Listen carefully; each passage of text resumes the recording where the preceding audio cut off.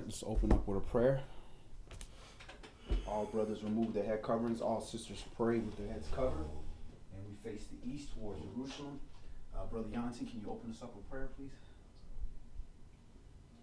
Heavenly Father, Yah, we bless you, Yahweh, and we thank you for this opportunity to come together and to seek you and to seek your face out, Yahweh, and to come to a better knowledge and understanding of your word.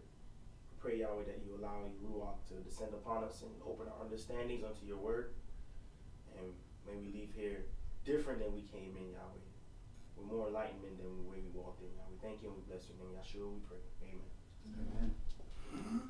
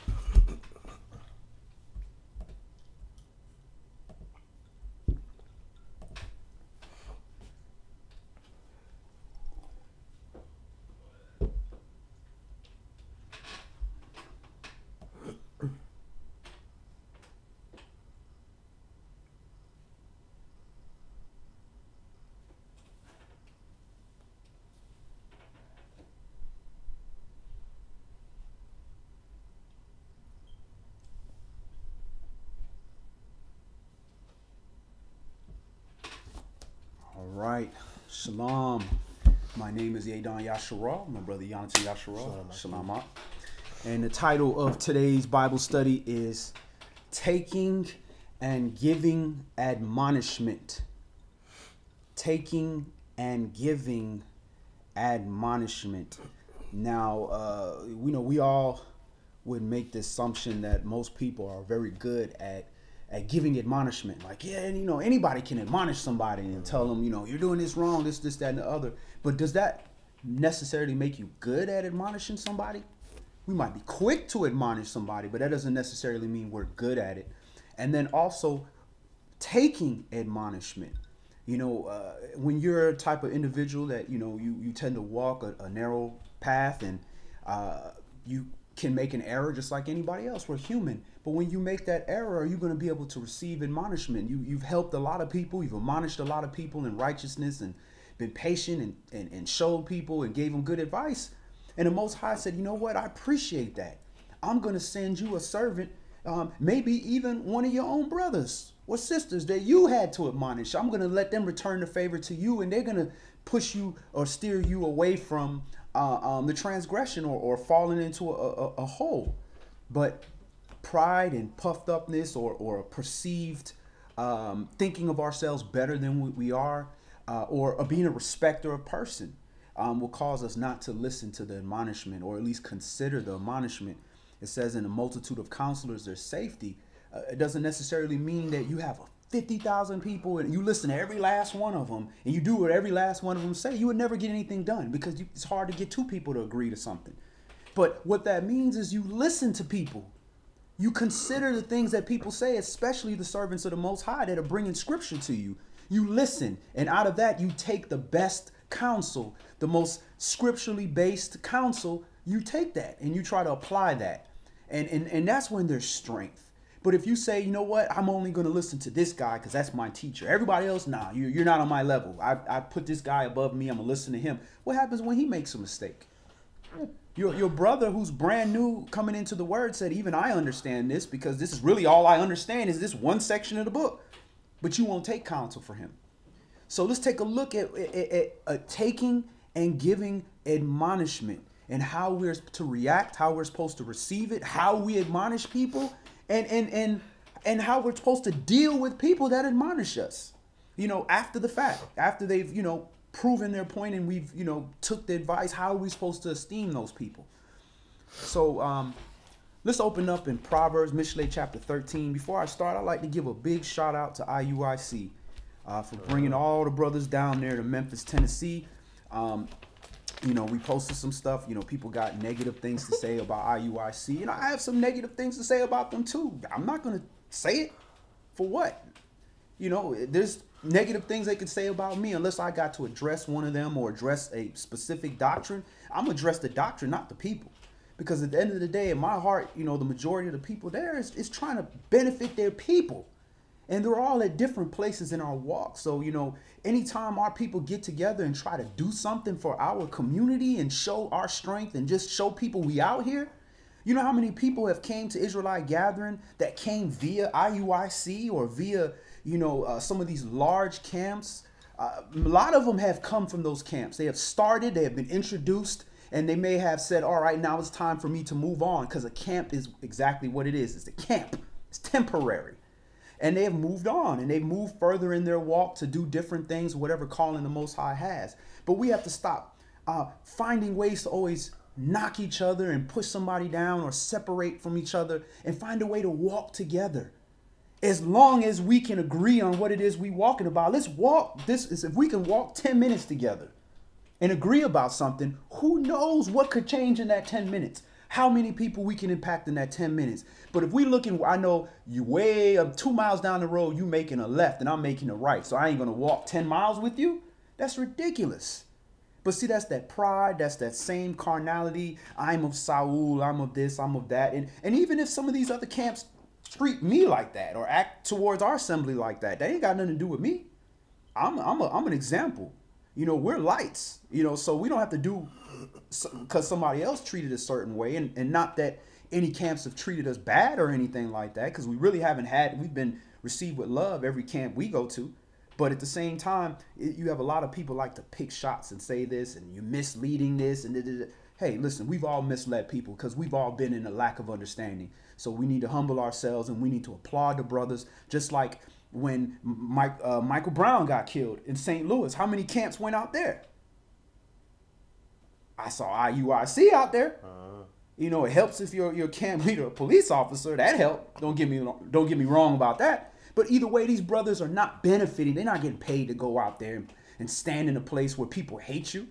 So let's you know, give our brothers props when they come together and they do the right thing. They ain't come out there yelling and trying to, you know, hurt people or anything like that. So let's give people respect and props and let's promote it and let's come together and show this world that we are a nation. Despite you lying to us of who we are a nation and we know who we are and we're trying to figure it out. That's where we are. So let's open up in Mishle, Proverbs chapter 13.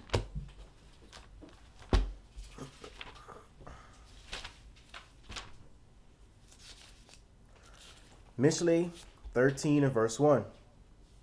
A wise son hears his father's instruction, but a scorner hears not rebuke. All right, so are we sons and daughters of the Most High? And what are the instructions of our Father? Keep his commandments. Right. So are you a wise son? A wise son is seeking what is my Father's instructions and how can I keep it? That's a wise son. Go ahead. A man shall eat good by the fruit of his mouth, but the soul of the transgressors shall eat violence. He that keeps his mouth keeps his life, but he that opens wide his lips shall have destruction. The soul of the sluggard desires and has nothing, but the soul of the diligent shall be made fat. A righteous man hates lying, but a wicked man is loathsome and comes to shame. Righteousness keeps him that is upright in the way, but wickedness overthrows the sinner. There is that makes himself rich, yet has nothing. There is that makes himself poor, yet has great riches. The ransom of a man's life are his riches, but the poor hear not rebuke.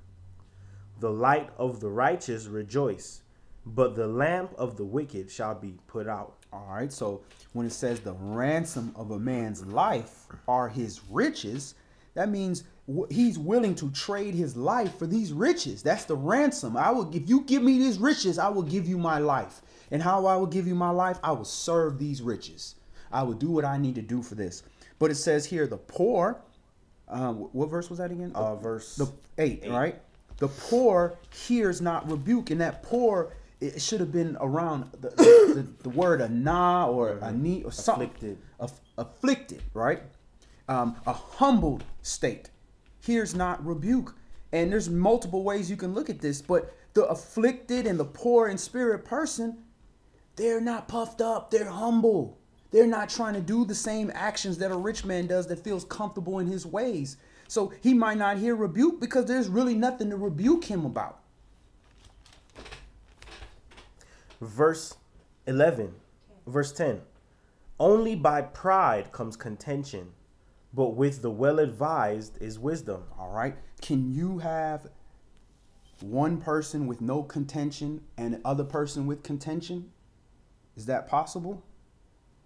I mean, yeah, in some cases, just like how Joseph's brothers wanted to kill him, and he was like, what was this all this for? Or David, he was like, bro, Pop said, come bring you some food. What I do now? Couldn't speak peaceably on the hill. Right, you have to contend. You have to contend with somebody. So this contention, every single time you have contention in every situation, there's pride involved. Somebody does something to you, and the person is in error. The other person is wrong. They did something to you. But there doesn't have to be contention. You can rebuke somebody and say, all right, you don't want to listen? Well, okay, that's on you. But I'm not going to reciprocate what you're doing to me. And y'all finna see all this. So I don't really have to do anything. You're going to contend with yourself. Y'all will keep that man busy. He can't even contend with you. Y'all will keep him so busy dealing with all kind of different things. This is how when a man's ways is right with Yah, he has peace even with his enemies. Because the enemy that wants to contend with you, he's so busy trying to get through all these layers of problems he created for himself. He can't even deal with you. So we don't have to give somebody contention. If somebody's in the error and you rebuke them and they get contentious, hey, bro, it's not worth it to me. It's not worth it. Now, it's easier said than done. Don't get me wrong. I wish it was that easy as I could say it. But these are the things that we're supposed to have in our mind. If we put the instructions in our mind first, then at least it's there to navigate. Verse 11. Wealth gotten by vanity shall be diminished, but he that gathers by labor shall increase. Hope deferred makes the heart sick, but when the desire comes, it is a tree of life. Whoso despises the word shall be destroyed, but he that fears the commandment shall be rewarded. And when they use that word despise, it's just like how Esau despised his birthright. You despise something when you take something that's worth diamonds and you treat it like it's worth 10, like it's nothing. That means you despise it. You're not holding it as right value. So when you despise these commandments, it's like, I know it says that you should keep the Sabbath day, but that's thousands of years ago. Then you despise it. So what you think he gonna do when you come before his son, the same word you despised? The son is gonna be like, man, you hated me. You denied me from men. You want me to speak up for you? What am I gonna speak? There's nothing for me to speak. You despised me. You know, the interesting thing about that expression was when the famous one when Dawid, I can't remember what he did, but Yah came back to him and rebuked him and was like, this day you despised my commandments. So we all know, Dawid loved Yah's commandments, but the way Yah judged him was not but how great your Psalms you wrote. I think there was a Bathsheba, was it? Probably. And Yahweh didn't judge him based on, how nice the Psalms was that he wrote or how many he wrote. He judged him on his actions. So he's like, you didn't esteem my commandments enough to stop you from doing such and such. So obviously you despise them. Right. Regardless of how long the book of Psalms is. Right. You're going to have to fix that action. And what Yah is also looking at, he's looking at the condition of your heart. You did that out of spite. You despised these commandments. You didn't care at this point. It wasn't as valuable. What was more valuable was that ransom. That ransom for the flesh. What was going to allow you to turn your flesh over to the adversary, the devil. Verse 14. The law of the wise is a fountain of life to depart from the snares of death. Good understanding gives favor, but the way of transgressors is hard. And I'm telling you, with so much trickery and misinformation and the miseducation that we received in this country, we need a lot of favor, a whole lot of favor. Everybody in this room is sitting here right now because of favor. Because in our youth, we made some stupid decisions. And before we even born, our parents made even dumber decisions based on the level of knowledge, wisdom, and understanding that they were able to amass. So we are walking in incredible favor. So we want to keep good understanding. Understanding is taking knowledge and using knowledge skillfully, which is wisdom, and using that wisdom to depart from evil. If you're good at that with whatever knowledge he gave you, and you're wise at whatever knowledge he allowed you to have, and you're using it for understanding, you're going to gain favor in areas that you don't know, that you didn't know. Because if you did know, you would have did it, because you've shown that with what you have. And that's why, you know, when it comes to teaching and spreading this word, after you done put in your time and you got a good foundation to offer good food to people, you can't be afraid to be out here and make a mistake. Because at the end of the day, if you are operating in good understanding, whatever errors you make, y'all gonna send a servant to you to help correct you, or he's gonna send you the understanding in its proper time so that you can correct whatever mistakes. That's favor that you're getting. Go ahead. Just want to say that Brother Jonathan, what he mentioned about the spies was in 2 Samuel 12:9. Praise y'all. I was looking for that. That was a Bathsheba situation, right? Yeah. Verse 16. Every prudent man deals with knowledge, but a fool lays open his folly. A wicked messenger falls into mischief, but a faithful ambassador is health. Poverty and shame shall be to him that refuses instruction, but he that regards reproof shall be honored. All right. So a wicked messenger falls into mischief, but a faithful ambassador is health. So when you are rebuking somebody or admonishing somebody, how do you be a faithful ambassador versus a wicked messenger? Well, 17 is talking about the wicked messenger falls into mischief. So there's action involved. So I guess as a messenger, you should be practicing whatever it is that the message is. And wickedness has to do with rebellion or being adverse to what's the right thing to do. So whatever he's supposed to be doing ends up not happening. Right. His message was, do not steal. Right? Go send a message. A faithful ambassador be like, greetings, brethren. You know, I'm here on behalf of Yahweh Elohim, you know, the Elohim of Abraham, Yishak, and Jacob. And we just came here to tell you that I know that this looks like a situation that might be favorable for you to take this. But I know in your heart you would never steal nothing, you know. But in this situation, if you take this from this brother here, that is theft according to the commandment right here. And that's not going to benefit you. You've done so well to get to this point. You know how to talk to people and give it to, depending on the person, in a way that he can receive the admonishment. So, because what is your goal? I just gave him the message, I'm out. That's all I cared about. Or do you want him to receive the message? And do you want him to depart from evil and not be harmed? We have to consider that. But if your goal is to just beat somebody down, then you're going to be a wicked messenger. Oh, that's for Jonathan? Oh, I can't wait. Jonathan, stop sinning. You're wicked. Don't do that no more. Yahweh hates you. He going to shoot lightning on you if you don't stop. Matter of fact, I know you ain't going to stop because you wicked. I knew you was wicked from the first time I saw you. He done fell in all kind of mischief. And you like, wait a minute. Hold on. I was kind of considering what you were saying just as you walked up. Because I was judging myself. And now you said this. I forgot all about that. I'm like, man, who is you? Why are you talking to me like that? You don't know nothing about me. Now you done fell all into mischief. But guess what? If we were taking the admonishment, does it really matter how that person talks? There'd be no contention if there was no pride involved.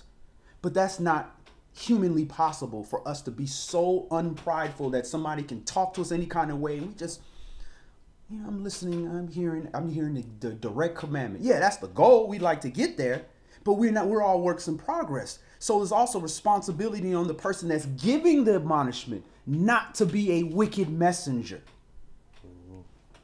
Would you say something like, because from what I gather from reading it when it says wicked, I see like you're delivering the message with, the message itself might be good, but you're delivering it from a place of like, that's not of Yah, you could say like resentment or bitterness or something like motives, that. Right. So is that pretty much the case there? Yeah, I definitely think that will be applicable in this situation. The law is good if it's used lawfully. So you can use a law to, let's like to stone this woman. She's caught in the very act of adultery. Well, what does the commandment say, Yahshua? Well, the commandment says adulterers should be stoned to death. But the commandment also say the adulterer and adulteress is supposed to be stoned to death. Where's the adulterer so we can try this matter for righteousness? Wicked messengers, because they had ulterior motives for whatever reason. And even looking at it from a literal governmental standpoint, if Dawid wanted to send a messenger or an ambassador to Babylon to deliver a message, if that messenger doesn't have any ulterior motives, you should be able to deliver that message and come back with your head. Right. Or even come back at all because the person you got sent to wasn't able to bribe you. Right. And say, I know Dawid sent you with such and such a message, but look, here's 60,000 talents of gold. Right. If you reside in our... Give us the trade secrets. Yeah, if you reside in our empire, Dawid don't ever see his messenger again. Because somebody was able to latch on to the mischief that was in his heart and there wasn't any loyalty there. The man never came back with a message or delivered whatever was supposed to say, or what he was sent with gets skewed because it's like, I don't even really like Dawid's kingdom like that, so I'm gonna deliver the message in this way. And apply that to the messenger going to give the message to somebody, and he's wicked, so he gives the message to somebody, and the person don't want to listen to him because he not right in his own heart. Now he angry and he like, bro, you were supposed to just give the message. Now you done found mischief in the kingdom, cut your head off. When you were supposed to just say here, thus says my Adonai, King David. He said this, that, and the other. Please, consider what he has to say and roll the scroll and go about your business. And don't kill the messenger. Don't shoot the messenger. Please. Yeah. Okay. Thank you. Toda. And you supposed to walk. But what you mean? Oh, David finna come deal with you. You don't remember David? You ask Shawty. What's the song? Tanza. You better ask. You better ask about my master. He. Boy, you better go talk to them Philistines. Now his own little personality and all that is getting in his own pride for his king and all that is getting into the message is causing all kind of mischief. Verse 18, poverty and shame shall be to him that refuses instruction, but he that regards reproof shall be honored. The desire accomplished is sweet to the soul, but it is abomination to fools to depart from evil. He that walks with wise men shall be wise, but a companion of fools shall be destroyed. Evil pursues sinners, but to the righteous good shall be repaid. A good man leaves an inheritance to his children's children, and the wealth of the sinner is laid up for the just. Much food is in the tillage of the poor, but that is destroyed for want of judgment. He that spares his rod hates his son, but he that loves him chastens him betimes. The righteous eat to the satisfying of his soul, but the belly of the wicked shall want. All right. So let's move on. Let's go to Leviticus chapter 19, Wayakra chapter 19, and we had a question about why we face the east when we pray. Where is the scriptural reference? So we're going to pull that up. 1 Kings 8. Okay, good. I was in 2 Kings. It's 1 Kings 8. I was in 2 Kings 18. Good job. So 1 Kings chapter 8.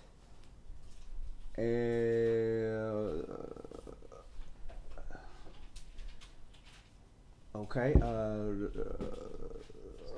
toward here in verse 32.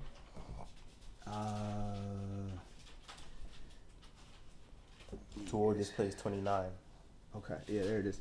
Okay, so if you go to 1 Kings chapter 28 and read down, it says, Yet you have respect unto the prayer of your servant and to his supplication, O Yahweh my Elohim, to hearken unto the cry and the prayer which your servant prays before you this day, that your eyes may be open towards this house. So this is the temple they're talking about, night and day, even toward the place of which you have said, my name shall be there, that you may hearken unto the prayer of your servant shall make towards this place. Towards this place. So we pray towards the temple because Yah in Torah says his eyes are forever on Jerusalem, where the holy temple is. And he also says, Dawid also said that, and also Daniel, when he prayed towards the temple. So let's go ahead and pull that reference up. First Kings Towards this house, 38. Mm-hmm. Kings 9 and 3, he says, well, his eyes will be there perpetually. His Right. eyes and his heart shall be there perpetually. Right, so that's 1 Kings 9 9, 3. and 3. So let me go ahead and pull the reference in scripture. Verse 38 in 1 Kings 8 says, pray toward this place. Right. 28. But I'm talking about the reference in where he says his eyes are forever on Jerusalem. Verse Deuteronomy chapter 11 and verse 11. But the land where you go to possess it is a land of hills and valleys and drinks water of the rain of heaven. A land which Yahweh your Elohim cares for. The eyes of Yahweh your Elohim are always upon it, from the beginning of the year even until the end of the year. So his eyes is always there. That's Devarim chapter 11.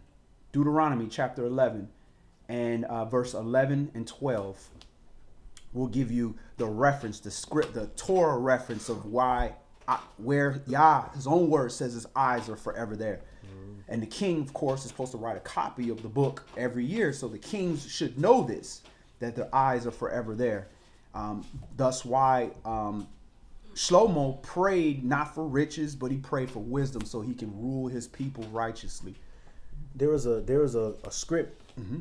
that a pair that stood out from Proverbs 13, Mm-hmm. where it says, verse 12, hope deferred makes the heart sick, but Mm-hmm. when the desire comes, it is a tree of life. So I remember expressing Wesley at some point about how life works, and it's all about fulfilling our desires and being able to have a goal and actually have it fulfilled. Because a lot of that discontentment that we feel in life comes from having a goal or having a certain plan in your mind, but when you go to execute it, it doesn't go that way. You thought you were going to be making 60,000 and you're only making 30,000, or you thought you're going to have this type of wife and you end up with this type or something, or you end up with no type of wife at all. So a lot of not being fulfilled with what you want causes a lot of the disgruntled feeling and all that. But then it also says in 19, it confirms it and says why. It says the desire accomplished is sweet to the soul. And so it confirms that good when you set out to plan something and you fulfill it, it's a good thing. Y'all knows it rejuvenates you and re-energizes you. Right. But it is abomination to fools to depart from evil. So that's all in one verse. Yeah. So y'all's like, I know y'all want all your things to come to pass, but I'm not going to allow some of this stuff to go because you won't depart from this wicked way. Right. So where I could be righteous in giving you such and such. Right. And then you take that, why they tied in that abomination for fools, because at the end of the day, it also tells you, I think it's, Proverbs 16. It tells you, commit your thoughts unto, commit your works unto Yah, and your thoughts will be established. When you getting ready to do transgression, most of us ain't like, I'm going to go rob this guy in the name of Yah. We kind of leave Yah out of that. You know what I'm saying? And just say, well, Yah, I got to do this because of this. But we're not going to dedicate it to Yah. We're going to try to justify it. So when your thoughts are towards Yahweh, that's going to remove certain actions. But The fool, that's abomination to him to do righteousness. I don't care about that. I'm going to do what I got to do, but then it's not going to get accomplished. And if it does, you're not going to get the benefit of what you're looking for because you're going about it the wrong way. So that's tying all those things in with the second half of the statement that kind of seems like, well, what does that have to do with this? But when you tie the other precepts together, it makes sense. And Shalom, Gishi Cole, or Gish Cole. Shalom, Brother Yehuda Yasharal. Good to see you, family. Shalom, Brother Arthur Hampton. Hope you caught those scriptures we gave out. And we are now moving on to Wayakra, Leviticus chapter 19, and we're going to read 1 through 18 because we got to understand this. We can't just choose the easy route and say, well, you know, I ain't going to rebuke nobody because ain't nobody going to listen. I'm just going to keep the commandments and be fine. Doesn't work that way. The commandments tie us in together where we are being judged directly on how we deal with our brothers and sisters. Like any father would deal with his children. I'm going to deal with you based upon how you dealing with your brothers and your sisters. Are you being respectful? Are you looking after your little brother? Are you respecting your big brother? Are you helping out with your little sister? Are you doing this? You doing that? That's how you're going to get judged by a father. So it's the same thing with him. So in Wayakra, in the Torah, you can't say, I'm just going to not say nothing to nobody because I don't feel like dealing with it. You're transgressing. You can't say you're going to keep the commandments, but you're not going to admonish somebody. Then you are transgressing yourself. So Wayakra chapter 19, start this at verse 1. And Yahweh spoke unto Moshe, saying, Speak unto all the congregation of Yasharal, and say unto them, You shall be holy, for I, Yahweh your Elohim, am holy. You shall fear every man his mother and his father, and keep my Shabbats. I am Yahweh your Elohim. Turn you not unto idols, nor make to yourselves molten gods. I am Yahweh your Elohim. And if you offer a sacrifice of peace offerings unto Yahweh, you shall offer it at your own will. It shall be eaten the same day you offer it, and on the morrow, and if any remain until the third day, it shall be burnt in the fire. And if it be eaten at all on the third day, it is abominable, it shall not be accepted. Therefore, everyone that eats it shall bear his iniquity, because he has profaned the hallowed thing of Yahweh, and that soul shall be cut off from among his people. All right, so this is talking about food that you sacrifice as peace offerings unto Yahweh. You can't eat it after the third day. So with that, there's a reason scientifically. When meat sits around for a little while, it gets bacteria and all different things. So it's going to not be as clean of a food for you to eat. So when it comes to anything that's sacrificial towards the Most High, you don't want to eat that at all. But it's safe to follow that period, because obviously there's something wrong with it if you're letting it stay after a certain period of time. It's not going to be good to your body. It's going to make, if it's going to make you unholy physically and spiritually, then just because you're not dealing with the spiritual aspect of it, you're still making your body physically unclean. Go ahead. Verse 9. And when you reap the harvest of your land, you shall not wholly reap the corners of your field, neither shall you gather the gleanings of your harvest. And you shall not glean your vineyard, neither shall you gather every grape of your vineyard. You shall leave them for the poor and stranger. I am Yahweh your Elohim. You shall not steal, neither deal falsely, neither lie one to another. And you shall not swear by my name falsely, neither shall you profane the name of your Elohim. I am Yahweh. All right. Start back at, just read verse 2 again. Speak unto all the congregation of the children of Yasharal, and say unto them, You shall be holy, Kodesh, for I, Yahweh your Elohim, am holy. So he's telling you how to be holy, and he's going through different various things. This is the things that are going to make you Kodesh. That's going to make you a Kodashim, make you a part of the saints. So these things are kind of jumping around with different things. You're like, what does this have to do with this? But at the end of the day, he's telling you, look, I am set apart. I'm Kodesh. I want you to be Kodesh. So here's how you do it. Follow all these things. And you can't consider yourself Kodashim, one of the saints, if you are not following these laws. Go ahead. Verse 13. You shall not defraud your neighbor, neither rob him. The wages of him that is hired shall not abide with you all night until the morning. You shall not curse the deaf, nor put a stumbling block before the blind, but shall fear your Elohim. I am Yahweh. You shall do no unrighteousness in judgment. You shall not respect the person of the poor, nor honor the person of the mighty, but in righteousness shall you judge your neighbor. You shall not go up and down as a talebearer among your people, neither shall you stand against the blood of your neighbor. I am Yahweh. What's talebearer again? What's the Strong's for that one? 7400s Rakil. To slander, carry tales. Okay. Slander and carry tales. So slander is when you lie about somebody. Go ahead. Neither shall you stand against the blood of your neighbor. I am Yahweh. You shall not hate your brother in your heart. You shall in any wise rebuke your neighbor and not suffer sin upon him. So it's saying this is a direct commandment. You shall not hate your brother in your heart. Colon. It's going to explain what hating your brother is. You shall in any wise, any way, I don't care what it is, rebuke your neighbor and not suffer sin upon him. So they're tying that together, that you literally hate your brother. And when it says that he who hates his brother is a what? Is a murderer. Is a murderer. So you figure, well, how is hating him? I have a good reason to hate this brother, man. He did this to me or did that. I hate him. So how does that make me a murderer? That makes you a murderer because when it comes down for you to rebuke your brother for what he did or something that he's doing, you ain't going to say nothing because you want him to receive the judgment for that. That's hate. That's murder.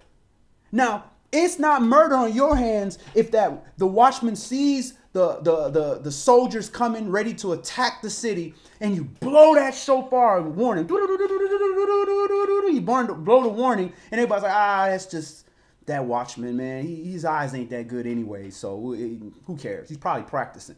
And they come in there and they kill everybody.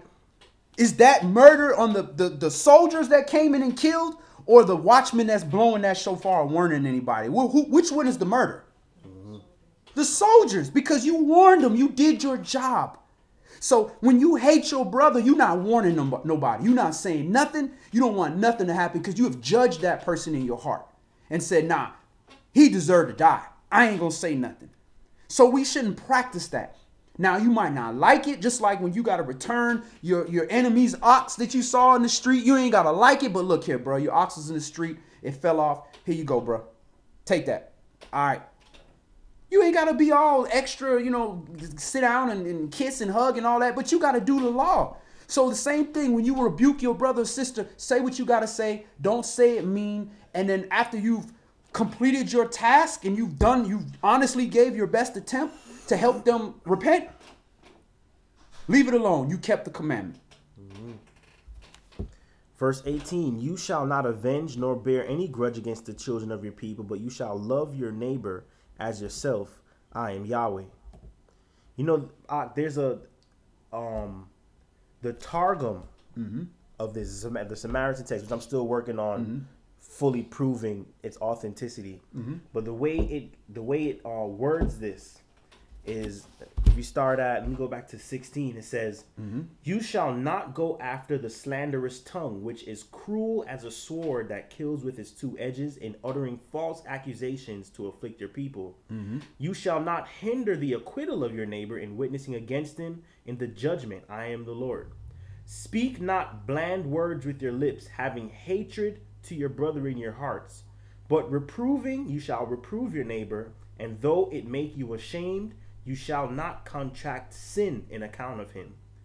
Be not revengeful, nor cherish animosity against the children of your people, but you shall love your neighbor himself, as that though there be cause of hatred with you, you may not do evil to him. I am Yahweh. All of that is in that one verse? That's from 17 to 18. Yeah, it just sounds like a different translation. Some 16 to 18. Yeah, and you said it was some Samaritan? Samaritan, so it's from Aramaic translated into. So it would have been northern Israel, basically. Or the Talmudic references when people returning from Babylon. Right. I mean, I don't see nothing wrong with what they're saying. They're just being a little bit more expressive. I mean, the the Torah has less words, Hebrew words, and they're taking the word and stretching out more into it, but I don't see it changing the meaning of anything. So I mean, everything you read from the Targum, since you brought it up, I haven't really seen much off on it. Yeah, I'm still it's definitely worth looking into. Yeah, I'm still looking at the historics. Like, I heard it was written in Aramaic and they needed a Greek version, so somebody translated. So I'm still looking into it. You know, there's always going to be some people adding more of their understanding into it, but at the end of the day, we know what the commandments are, and we know what the actions were of the early families, the from Adam and Eve and further down, and the Shem, Ham, and Japheth, and the 12 patriarchs. We see the actions there, and we can see what Yahweh approved and didn't and disapproved. So you can kind of say, you know, I might not be able to prove the authenticity, but the spirit that they're presenting seems accurate. Indeed. Verse 19, you shall keep my... Oh, verse 18 is what we're going up to, right? Yes. Let's move on. Let's go to Mishlei chapter 24. Proverbs chapter 24. And Brother Darius, he said, you want them to see the judgment instead of rebuking your brother. And that's absolutely correct. That's what you do when you have that hatred for your brother in your heart. And you're going to see the scriptural reference to that in Proverbs chapter 24, what we're about to read right now, to be second witness to what Brother Darius is talking about here. Mishlei, Proverbs chapter 24. And I'm not saying that that's not how you're going to feel. Because you're going to feel like that. You know, when I see stuff happen to some of these other nations that have mistreated us, you know, sometimes in my own heart, I have to not enjoy it. Because I'm like, that's good for you.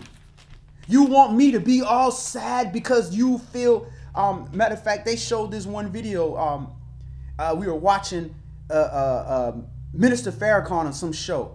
And this white lady comes up and she's like, well...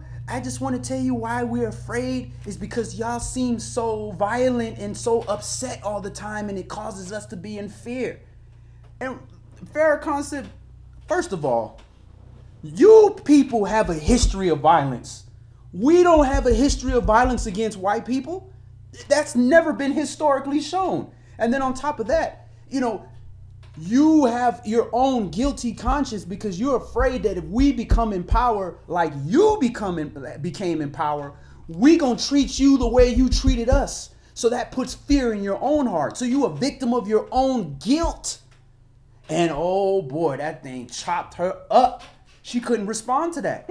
Now, when things happen where, you know, you want me to be sad because one of your little children goes off to some little country, Mexico, on spring break and disappear, you want me to be all sad about that, but we got hundreds of our children, real children, missing every day that never even makes the news. You want me to be sad?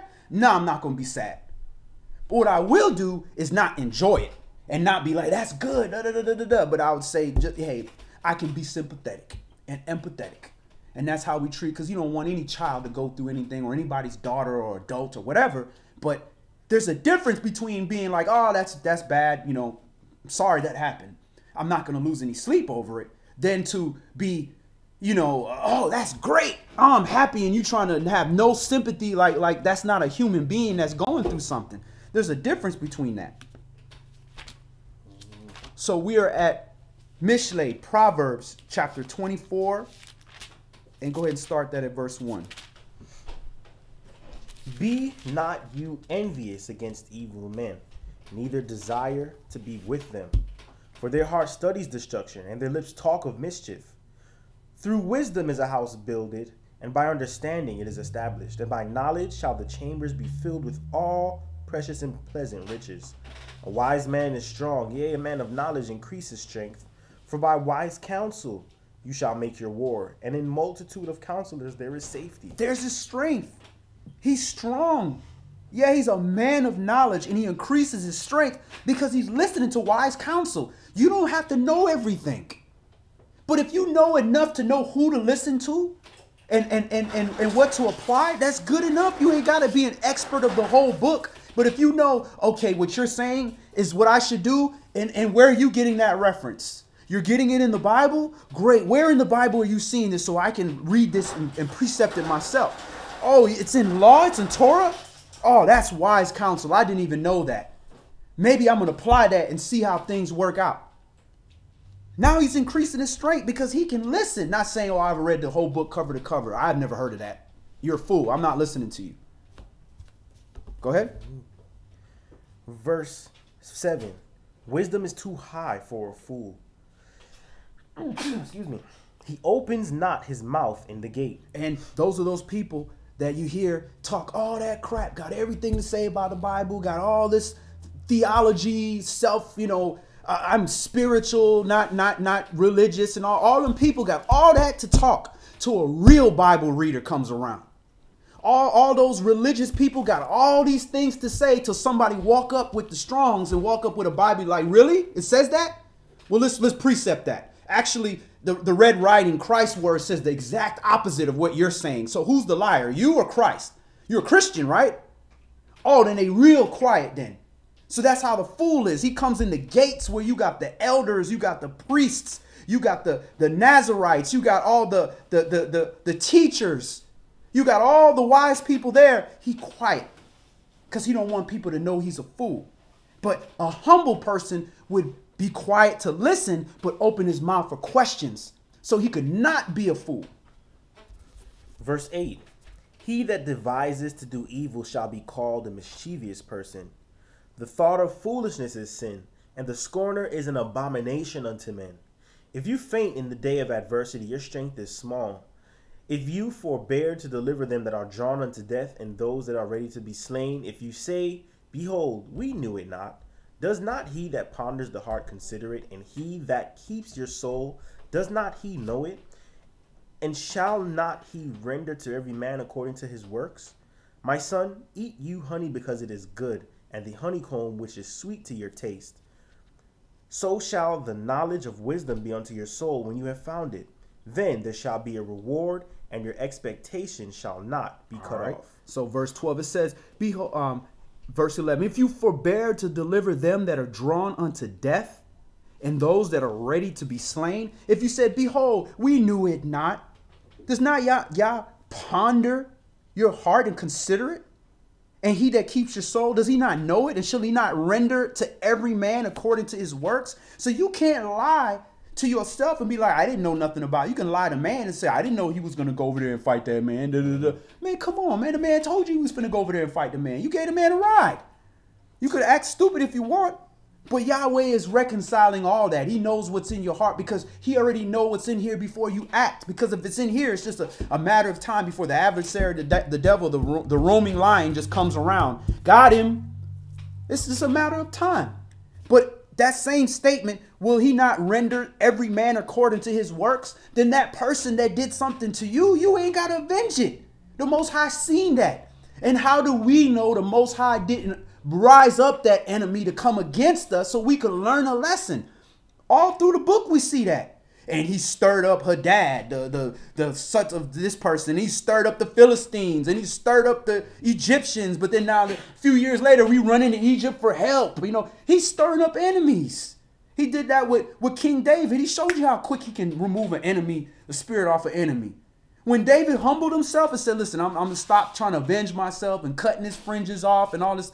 I'm just going to humble myself. Yah, whatever he do, my hands is in your hands, Yah. King, you the anointed. Do with me as you please, but just know I ain't your enemy. I have no contention. That demon flew right up to Saul, just like that. And Saul realized, man, this is a good dude. What's wrong with me? So the Most High can deal with anything, anytime, but we want the glory. I got a question concerning that. Say if Yah does stir up someone to do a specific deed, or if that's just part of, like, I guess, okay, say he does stir up someone to do a specific deed, and say that deed is not a good deed, does that person still reap what they sowed by allowing themselves to be used that way, or is it, do they get like a pardon for it? Of course.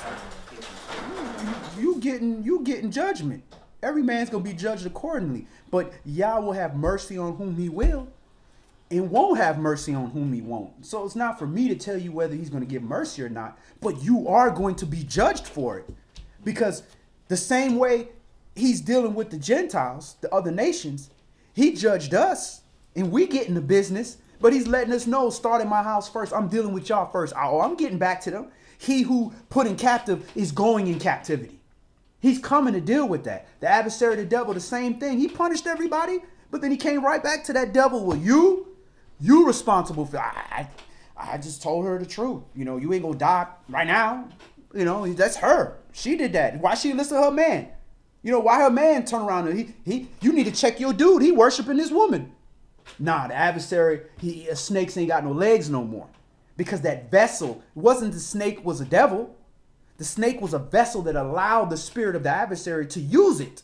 So that vessel got punished. Same thing with Eve. Hawa got punished because she allowed the adversary to use her vessel. Adam, he got punished because he allowed the adversary, the devil, to use his vessel, and he didn't cover his wife. And he followed his wife. And he blamed Yahweh. So you get punished. And now because of that, we all die now because of that. So, yeah, Yah will consider that I allowed you to do that. But did he not say in every house is vessels of honor and dishonor? So did he not say, I'd rather you be hot or cold? Because I can use you. You cold. So I can use you to be an enemy against the saints. You hot. I can use you to take down the biggest bully on the block. So you're going to have to deal with it. Every man, do not worry. Yah will not be mocked. Every man will reap what he sowed. The problem is we want our payment now. We want everything now. We don't want that judgment now, but we want that reward now. Proverbs, Mishlei, chapter 24 and verse 13. My son, eat you honey because it is good, and the honeycomb which is sweet to your taste. So shall the knowledge of wisdom be unto your soul when you have found it. Then there shall be a reward, and your expectation shall not be cut off.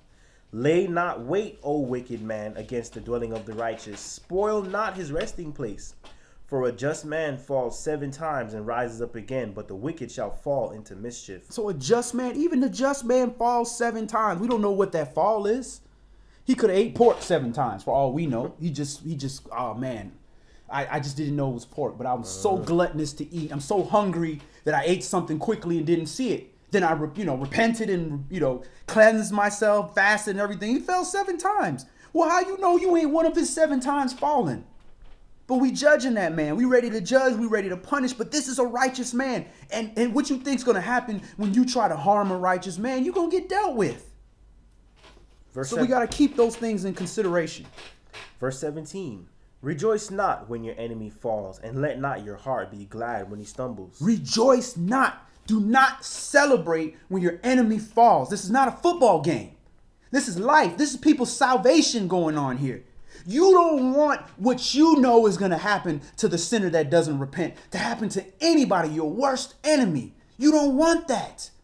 Because Yah could have easily cut your life short before you repented, and you would have received that judgment. So you want Yah to give you that time and patience. So why you want to take that away from your brother? So you think you better than somebody. You think you special. You think you more valuable than somebody. Well, what makes you more valuable? Verse 18, lest Yahweh see it and it displease him, and he turn away his wrath from him. That man, your enemy that falls, could be that righteous man that's falling his 7th time. And he's about to arise his 8th time.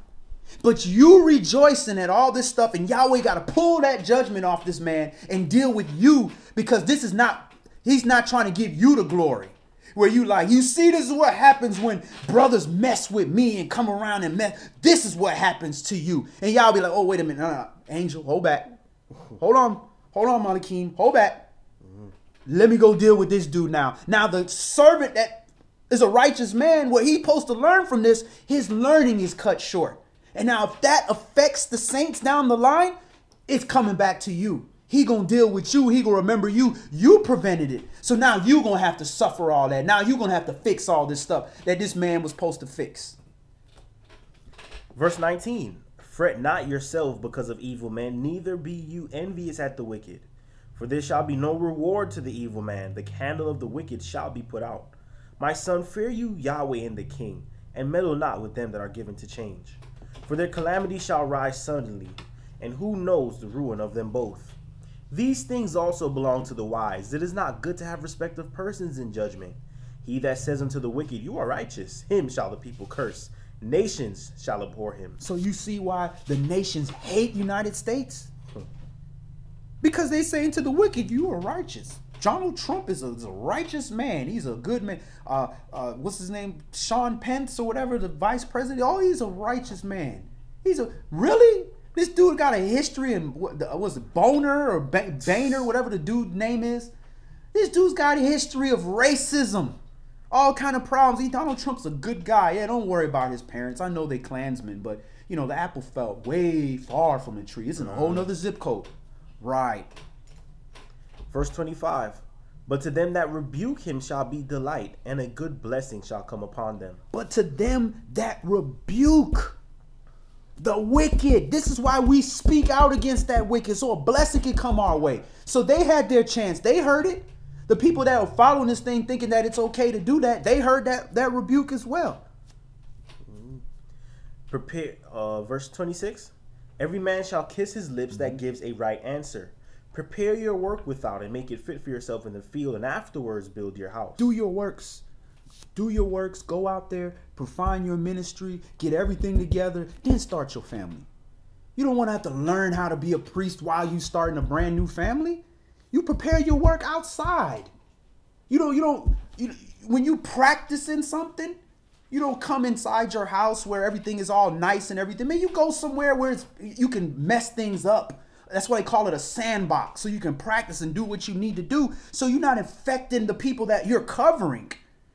So when this works, work first. Adam didn't say, and on the sixth day, Yah made man and made his wife right next to him. Here it is, Adam and his wife. No, Adam had to work first. He went out and had to till the garden, had to work. Then Yah said, all right, here you go. You did your work. This. But we want this microwave thing. You know, we just automatically, you know, come out the water and we're a high priest with 6 wives. Verse 29. Say not, I will do so to him as he has done to me. Oh, verse 28. Be not a witness against your neighbor without cause, and deceive not with your lips. Say not, I will do so to him as he has done to me. I will render to that man according to his work. And that's what we say all the time. How you talk to me is how I'm going to talk to you. Because you did that to me, I'm going to do that to you. What did Yahweh tell you to do? Did they do what Yahweh did? Told them to do? If they did what Yahweh told them to do, then you do that. You're not doing what they did. You're doing what Yahweh told you to do. But we justify, that's our ransom for sin. Oh, he did something foul to me, so I did it back. How does that fix anything? Go ahead. I went by the field of the slothful and by the vineyard of the man void of understanding, and lo, it was all grown over with thorns, and nettles had covered the face thereof, and the stone wall thereof was broken down. Because he ain't doing no work. Go ahead. Then I saw and considered it well. I looked upon it and received instruction. Yet a little sleep, a little slumber, a little folding of the hands to sleep. So shall your poverty come as one that traveleth, and your want as an armed man. All right. All right, let's move on. Let's go to 2 Thessalonians chapter 3. And hopefully I can find this in the 1611.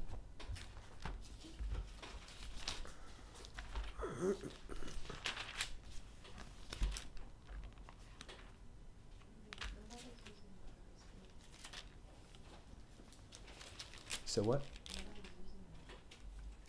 What? Whose? I think this is his 55 or something. Oh, okay. Yeah. Well, he's got the Schofield, so it's easier for him to use because it's got the little books on the side. Do you want this one though? He said what? Do you want this one? I'm fine in 16. I need to learn. I need to be better with you. I'm so used to looking on the side of the book. I need to be better at finding these books anyway. I know it's by Colossians and all that. There you go. Just thank goodness it wasn't Psalms 140 something or so. I wouldn't be able to find nothing. I'd be like, what did it start off with? 2 Thessalonians chapter 3.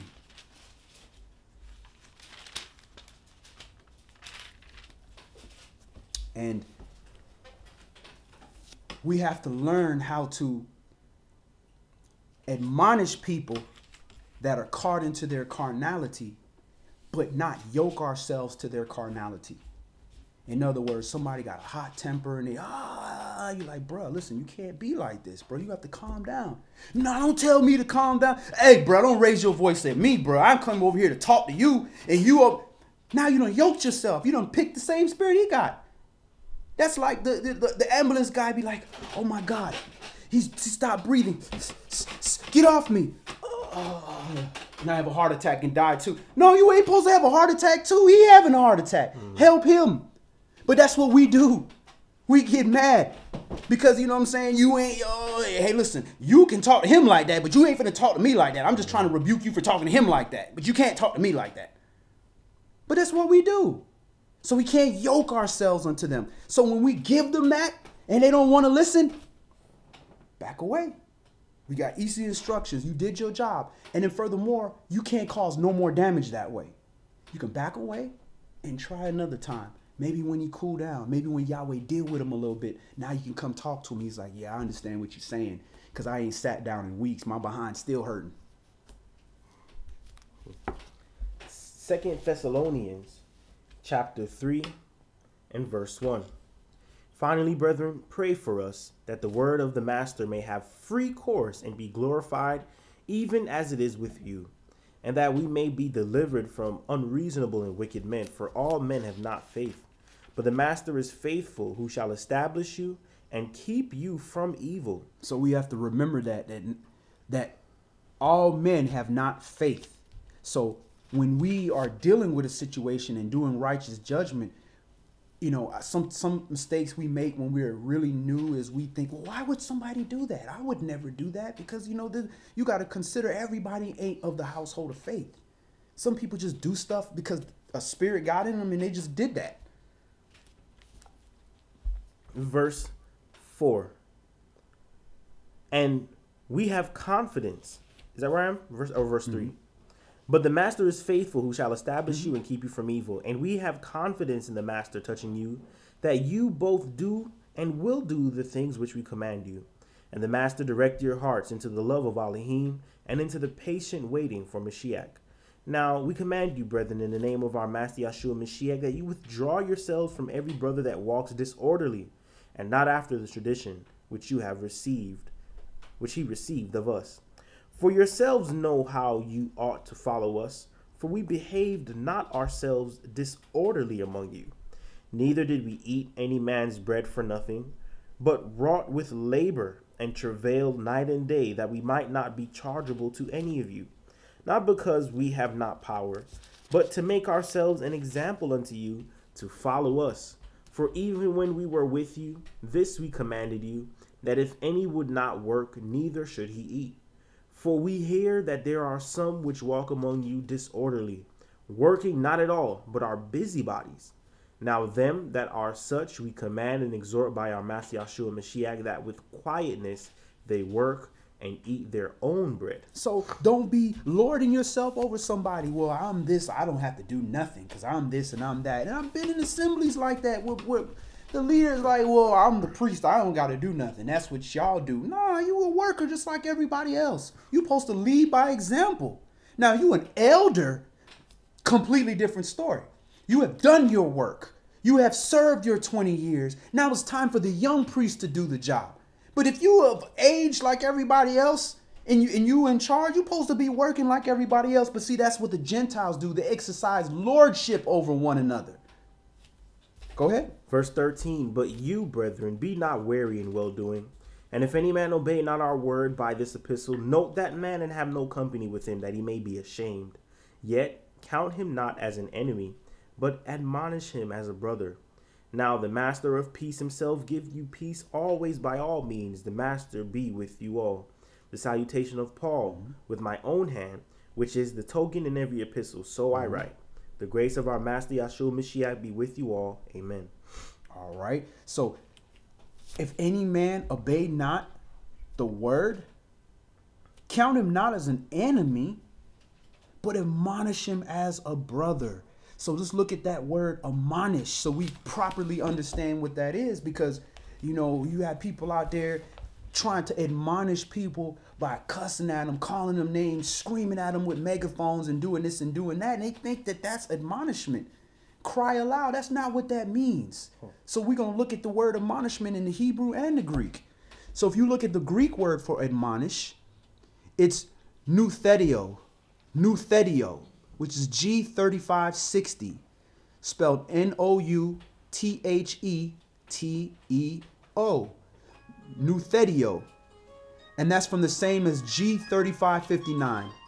To put in mind, that is by implication to caution or reprove gently, admonish, warn. So you do that gently first. And then if they don't listen to that, then you got to let go, because somebody's going to have to judge and deal with that matter. Now, admonished in the Hebrew is H2094, which is Zahar. Zahar. Z-A-H-A-R. And that's a primitive root to gleam, figuratively to enlighten by caution, admonish, shine, teach, give warning. So this admonishment doesn't include you to judge somebody by giving them the judgment of the law, stoning them to death, yelling at them to the point where you're, harming this person or coming at this person or calling this person names. That's not admonishment. That's you trying to do what your flesh wants to do because you want to lord yourself over somebody, or you don't like that person. You don't like him because he dark skinned. You don't like him because he light skinned. You don't like him because he looked like a dude that took your girl in middle school. Stuff like that. Brothers are petty like that, man. And when you are trying to use the word as an excuse, the Hebrew not going to support you. The commandments aren't going to support you. And the example is not going to support you. Now, there's times when that has to be done. And there's examples of that when you got to deal with somebody, when somebody's life is on the line. That's different. All right. We finished that, right? Mm-hmm. Let's go to Yeshaya chapter 43. And we got to understand, when people are going through things and why we're not supposed to be always so joyous when enemies fall. The Most High is allowing people to fall sometimes for a nation of people. So a nation of people can see things. I know one of the stories I had, with me as a child, my uncle was a police officer. And he would tell me where to stay away from. And he said, you see that house right there in the corner?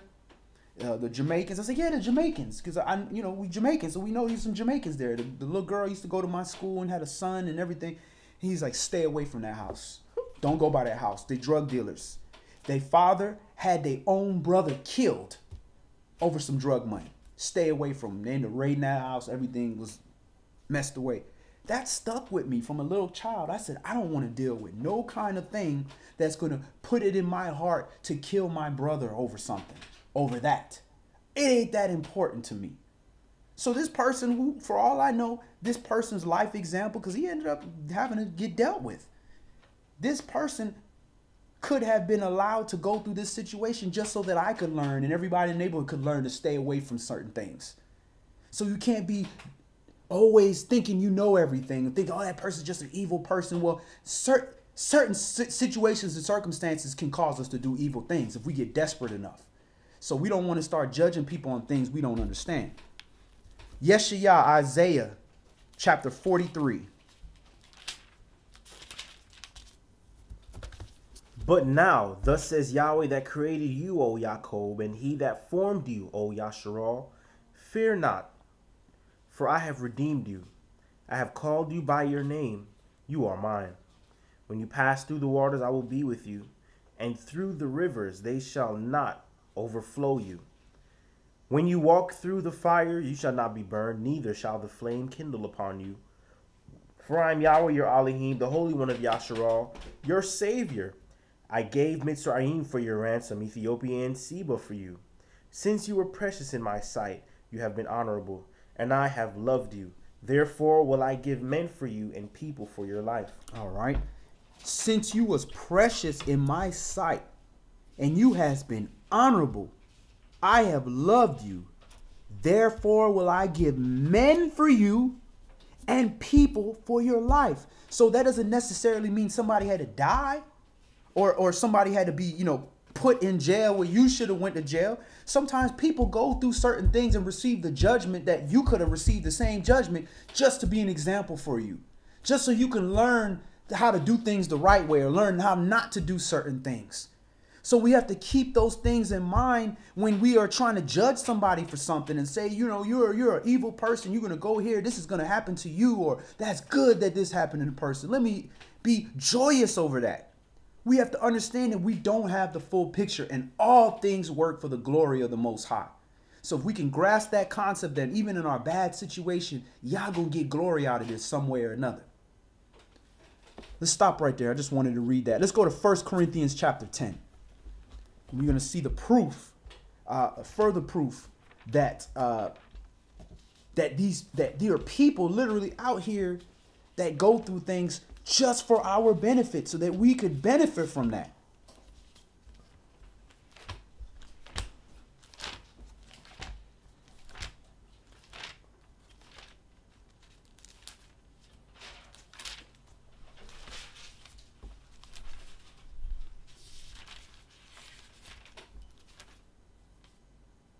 First Corinthians chapter 10, and let's read verses 1 through 13.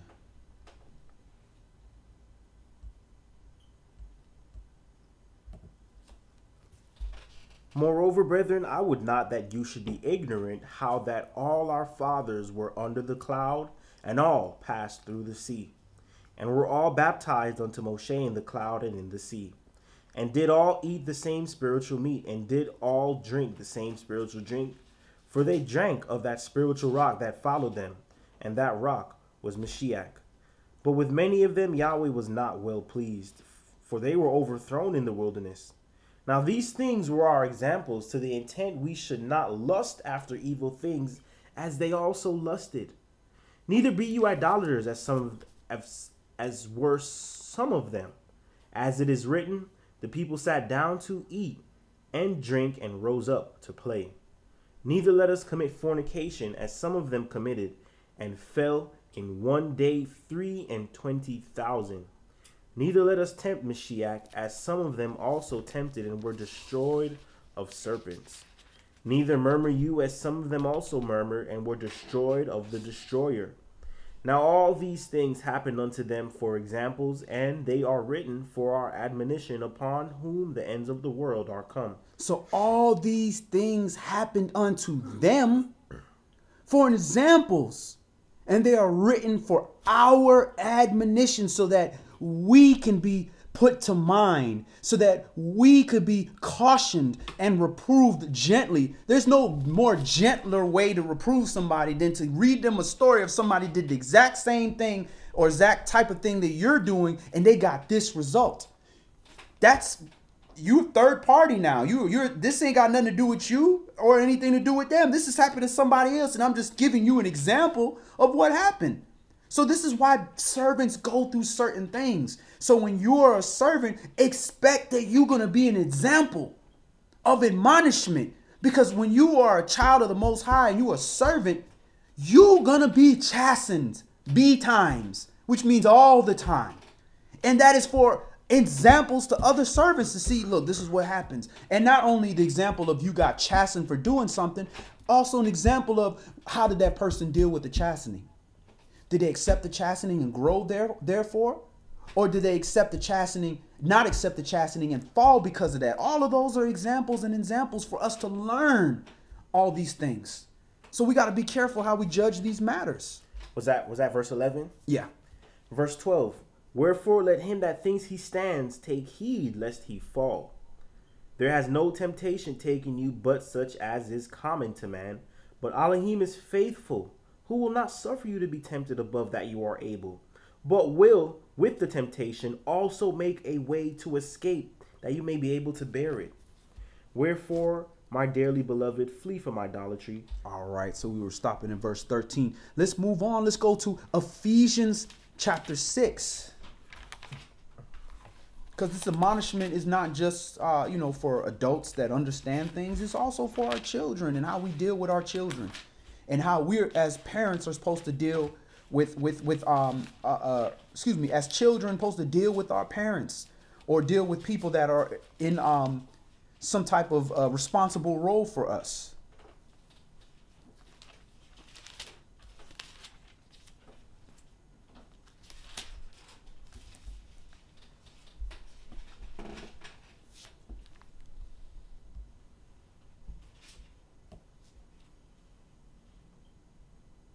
Ephesians chapter 6.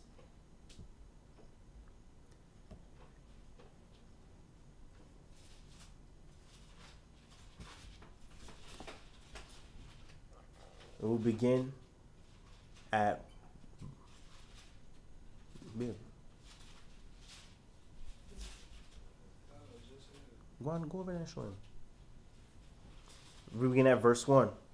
Children, obey your parents in the master, for this is right. Honor your father and mother, which is the first commandment with promise, that it may be well with you, and you may live long on the earth. And you, fathers, provoke not your children to wrath, but bring them up in the nurture and admonition of the master. All right. So, again, we were joking about that the other day about how Caribbean parents, you literally one step up above slavery, the way you were brought up, if you have old school Caribbean parents. Now, yeah, we kind of, respected that. Like, that's how things are supposed to be done and this. And yeah, tough love. Don't get me wrong. But many times we were provoked to wrath, where we rebelled just because of the provoking of how you were talking to me and dealing with me and acting towards certain things. So the commandments that we're hearing, the advice, the counsel that we're getting here is like, listen, also as fathers, respect your children. Don't provoke them into righteousness, not provoke them to say something, do something. Wow. Unball them fists. I wish you would. I wish you would. I'll knock your little behind. There's a time and place. There's a time and place for that. Now, he getting rowdy trying to fight. If that's what you got to do to break him out of that spirit, cool. But we know that was how our parents was raised, in that same Greek mentality of hazing your children because you were hazed by your parents. That's not right. I remember I said something to my daughter one time, my oldest, and the second oldest was acting up, and I told her something to the fact, and she was like, yeah, we're doing it because we're afraid of you. And I was like, you should be afraid of me. And they all were in the car like about to cry, be like, Daddy, we shouldn't be afraid of you. And this. And I was like, well, you crazy? I was terrified of my parents. You're supposed to fear. But that's not the same type of fear that y'all asking for. When he say, Yahweh me. The funny thing is that I'm sure in the moment it made so much sense. Like, yeah. And then later on, you're like, damn, I'm in a car full of girls just like screaming at. Got schooled by some little angels. You know what I'm saying? Yeah. But I'm sure in the moment it was like, yeah. And then later on in hindsight, like, damn, I was really in a car with 4 girls just screaming at them like, fear me. And it was probably over some petty, I don't even remember what it was, because my girls are typically, good. But they got a little, tweens, and, they 2 of them getting their cycles now, so they feeling themselves a little bit, so they speaking up a little bit. And, there was better ways to check that, but I provoked them into anger and pull this one right here. You see? That white man wrote this, man. This is some crap to your master. Man, everybody got somebody that's master. You call him Mr. Such and Such. That's all that is. But see, we want to make, oh, yeah, it's slave. This is just English. Oh, yeah, hey, see, they're trying to make, just because the oppressor, the heathen, used this to try to justify the wickedness that he was doing to us. You can go, if we were reading Torah and understand who we were, we'd be like, well, you want to use the Bible, right? Well, let's go read the Bible. What you doing is how we here, how my parents been here all this time. We 3rd generation slaves. Where the Jubilees at? Why you didn't send us home? But no, they want to use that. So let's get into that. Let's look at Master so we get a good understanding of what's being said here. This is G2962. G2962, Kurios. Kurios. It's spelled Kurios. And that's from Kuros, supremacy, supreme in authority. That is controller. By implication, Mr. as a respectful title. Also used in Elohim, Adonai, Master, Sir. So that title is also being used for the Most High and for the Mashiach. And you know, it's funny, you know, looking at the Greek text, you don't see Yah's name. It's just Kyrios and Theos. Everything. Right. So now Kyrios would be used for Lord, and this has, hey, respect your lords. Like it has extracted the full reverence for the Hebrew Hamashiach and the Hebrew knowledge of Yah. And people need to be cognizant of that when they go into the New Testament, that you do have to dig. You know, it's been a little whitewashed. Right. And subliminally, we calling white man master. And that's the same word that's being used for the Adonai and for the Elohim. So white man is closer to God than us. So they know what they're doing. They know exactly what they were doing. And this is what a genetically inferior people have to do. Because they got to convince you that you're not genetically dominant so that you would feel like something wrong with you and try to weaken your bloodline so you can be genetically inferior. Nah, and it's not a better than anybody. Don't get me wrong. I ain't no black supremacist. I'm not saying I'm better than anybody. But scientifically, the facts is there. Any scientist will tell you that. We don't even have to look at humans. Just look at flowers. Look at animals, rabbits, rats, whatever. It doesn't matter. Genetics is genetics. And they understand that. I don't have to explain that to them. They understand that. That's why you're seeing what you're seeing going on in this world right now. Because they understand that the world is a threat and they are the minority. Verse 6. Not with eye service as men pleasers, but as the servants of Mashiach, doing the will of Yahweh from the heart. With good will, doing service as unto the master, and not to men. Because you're an ambassador of the Most High. Everything you touch is supposed to be blessed. So if you agree to work for somebody, and they are the ones that are in sole control, they're the ones that are supreme in authority in this work environment that you're working with them. They are Mr. Such and such, and the company's named after them, or the company person hired them to manage you, and you decided to do that. You don't work for them. You're working with them. But you work for Yah, and Yah say, you represent me. Everything I touch is supposed to be blessed. Everything you do is supposed to be, commit your thoughts unto Yah. Commit your works unto Yah, and your thoughts are established. So you doing it for him. That's why you doing a good job. Not because you a coon, you trying to show off. See, that's the difference. The guy that master come walking around, Mr. comes walking around, and we trying to act like we working because we want to look good in his eyes. Nah, you supposed to be doing work anyways. You shouldn't give a damn if he here or not. I'm going to do a good job. I don't care if you here. And if I happen to be taking a break right now, which is in my right to take my 10-minute break, I'm not going to work because you come around. I don't care what you think.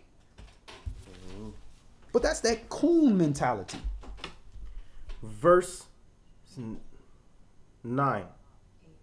8. Knowing that whatsoever good thing any man does, the same shall he receive of the master, whether he be bond or free.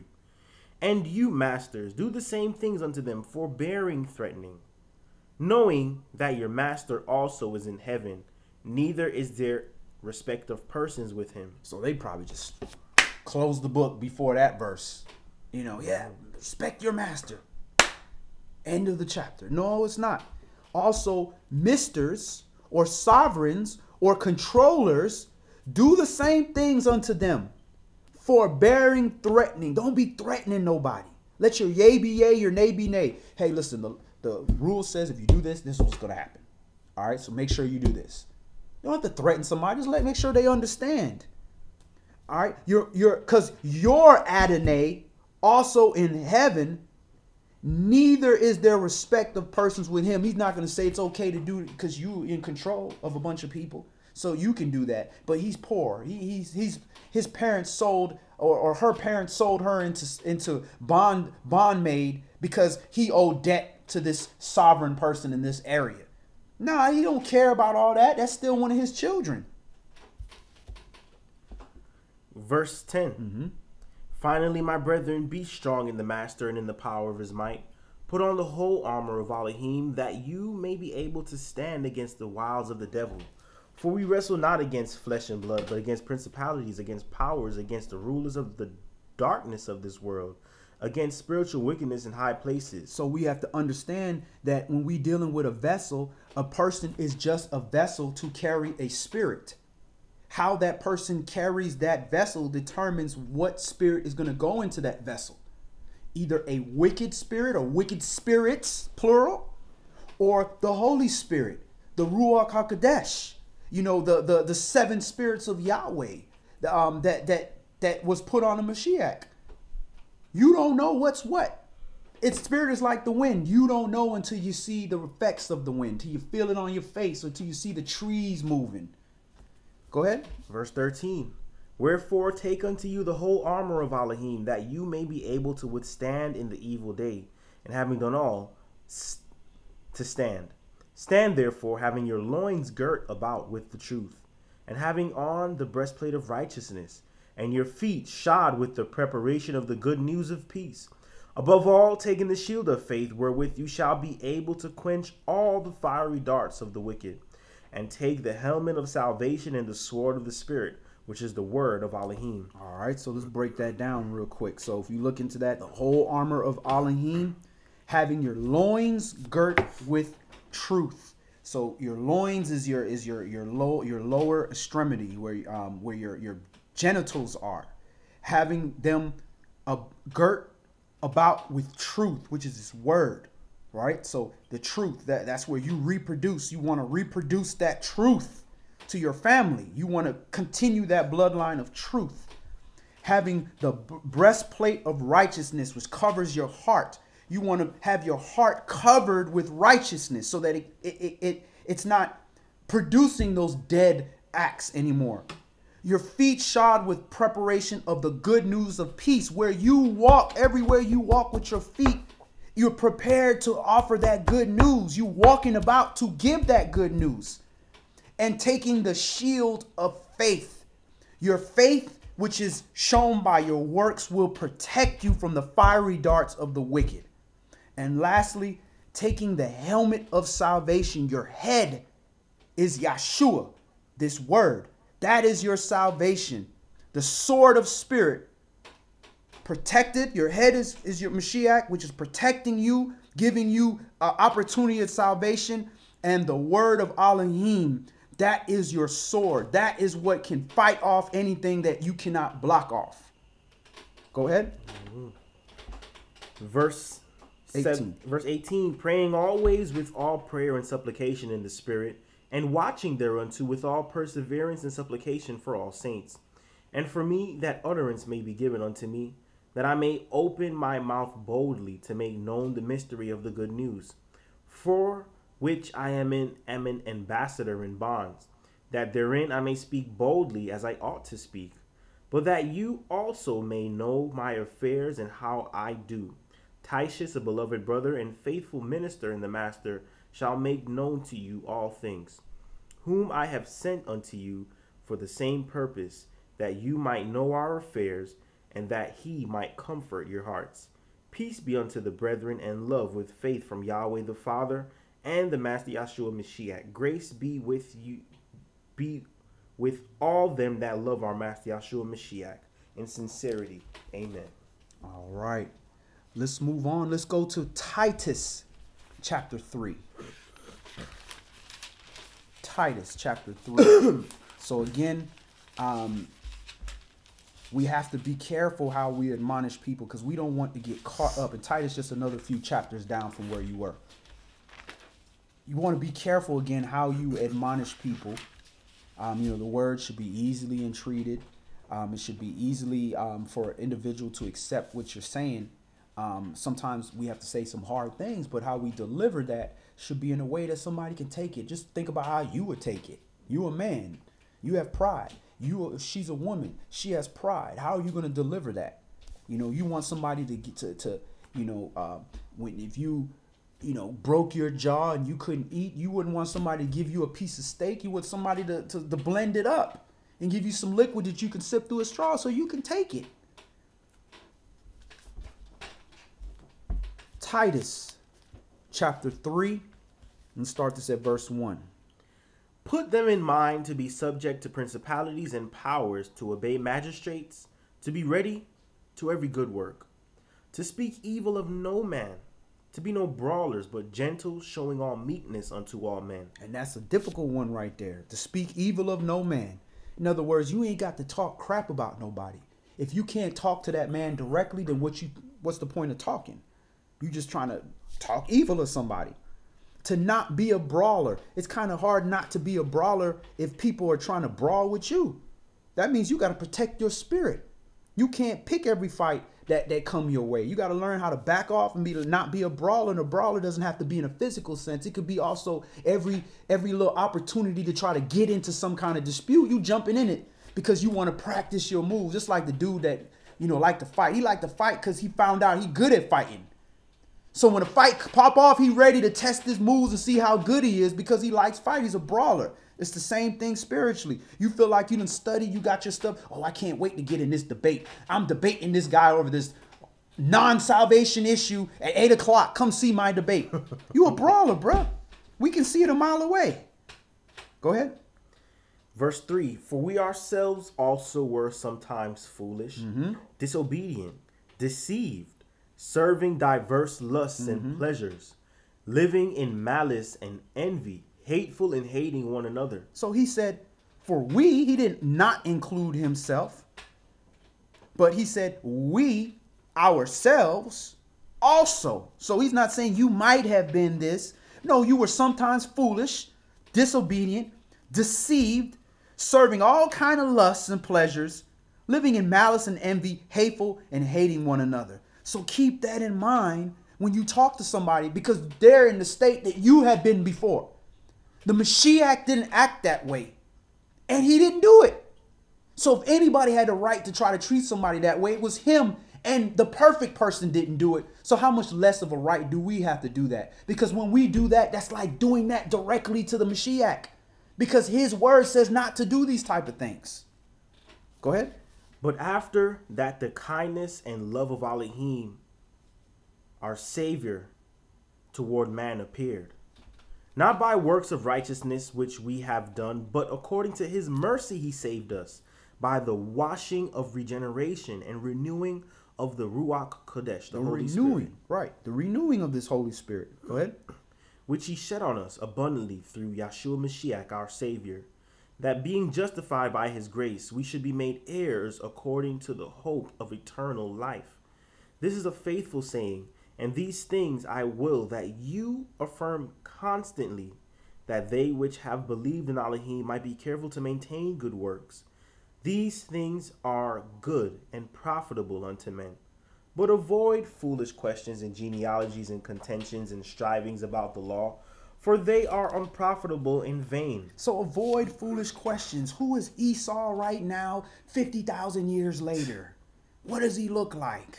Where is he at exactly? Man, that's a foolish thing, and none of that got to do with your salvation.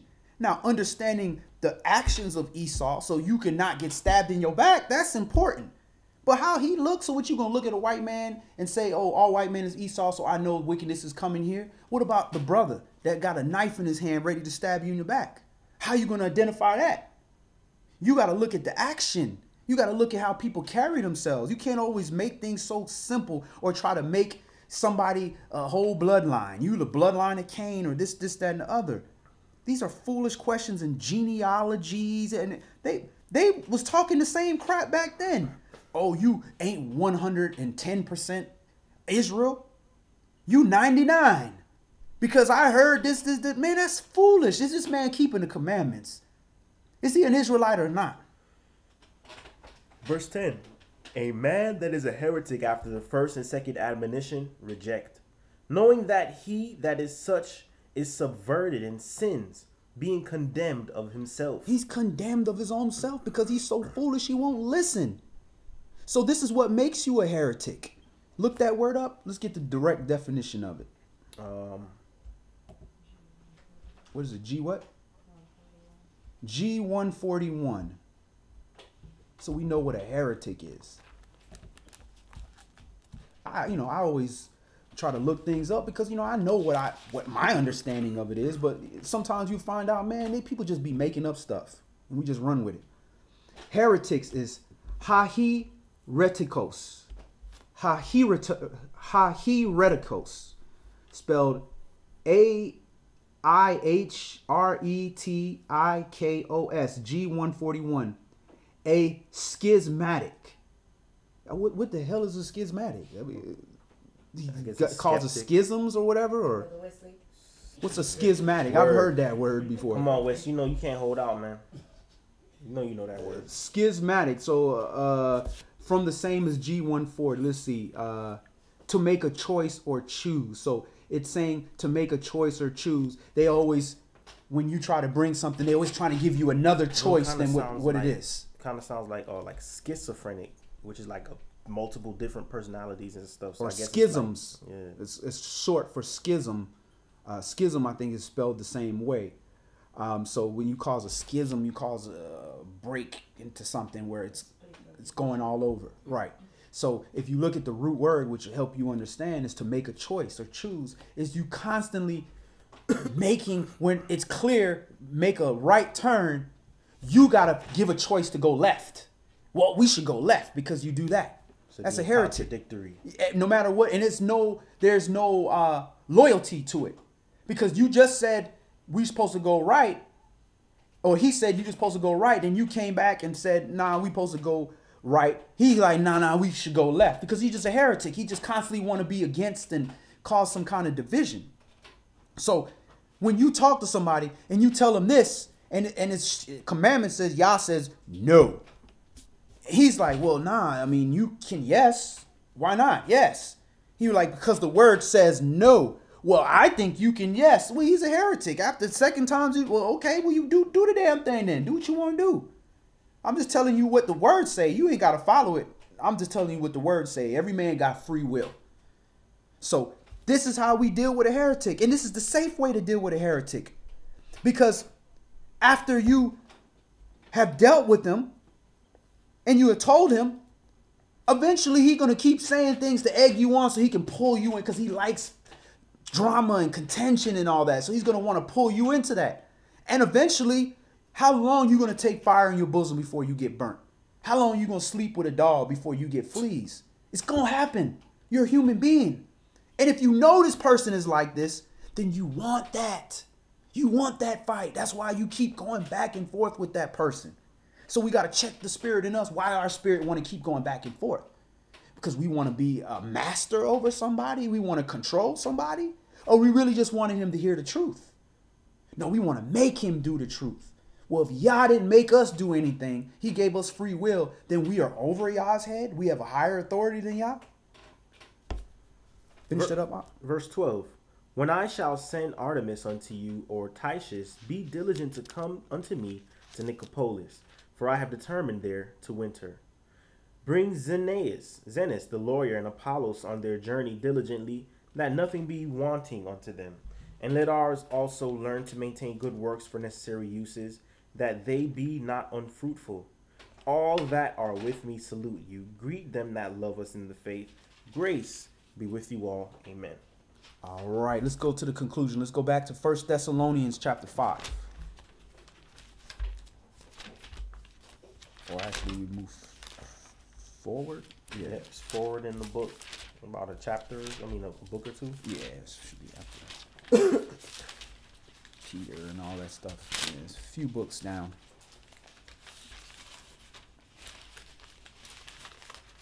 Is it? Yeah, it's like right in front of it. Right in front of what? In front of Titus, so you just go back. Oh, so I have to go back. Yeah. Okay. Okay, so we have to go back. Okay, I thought we had to go back. 1 Thessalonians chapter 5 for the conclusion.